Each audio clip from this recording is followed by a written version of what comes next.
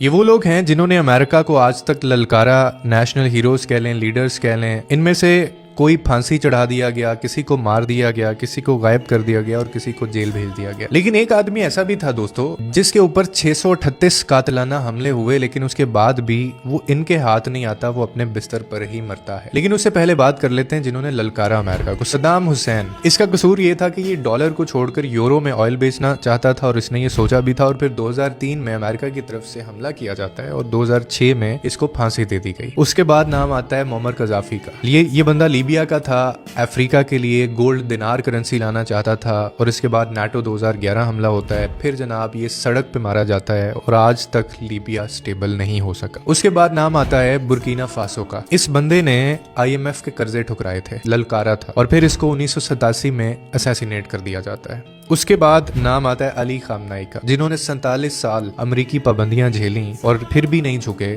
और आखिरकार 28 फरवरी 2026 को इनको भी असैसिनेट कर दिया जाता है, इनके ऊपर हमला किया जाता है। और इसके अलावा कुछ ऐसे लोग भी हैं जिनको पुरस्रार मौत के घाट भी उतार दिया गया। पुरस्रार मौत यानी जो मिस्टीरियस डेथ होती है, जो CIA का सबसे बड़ा टूल भी है। सबसे पहला नाम लाल बहादुर शास्त्री, जो कि इंडिया के दूसरे वजीर आजम भी थे, और इनको 1966 में हार्ट अटैक होता है और इसका जो पोस्टमार्टम है वो आज तक नहीं हुआ, सरप्राइजिंगली। आप अभी गूगल पे जाएं, सर्च करें, आपको नहीं मिलेगा। उसके बाद यासिर अरफात नाम आता है, जो 2004 में अचानक बीमारी से ऊपर चले जाते हैं और जो पोलोनियम है उनके शाहिद भी, स्विस लैब भी ये सारे सबूत भी दे देती है कि जी ये हार्ट अटैक ऐसे नहीं हुआ, जबरदस्ती दिया गया है। लेकिन उसके बाद भी आज तक ये चीज साबित नहीं हो सकी, किसी को पता ही नहीं है। उसके बाद होगो शाजो नाम है। ये बंदा वेनेजुएला का प्रेसिडेंट भी था और ये मिलिट्री ऑफिसर भी था, और इस बंदे ने अमेरिकन कंपनीज को नेशनलाइज किया और फिर 2013 में कैंसर से इसकी डेथ हो गई। और मरने से पहले इसने खुद कहा था कि मुझे बीमार किया गया है, मैं कैंसर से नहीं मरा। इसके बाद नाम आता है इमरान खान साहब का। एब्सोल्युटली नॉट कहा, अमरीकी अड्डे देने से इनकार किया। उसके बाद सितारे गर्दिश में आए, हुकूमत भी गई और फिर खुद भी जेल गए और आज तक जेल में है। और अब उस शख्स की बात करते हैं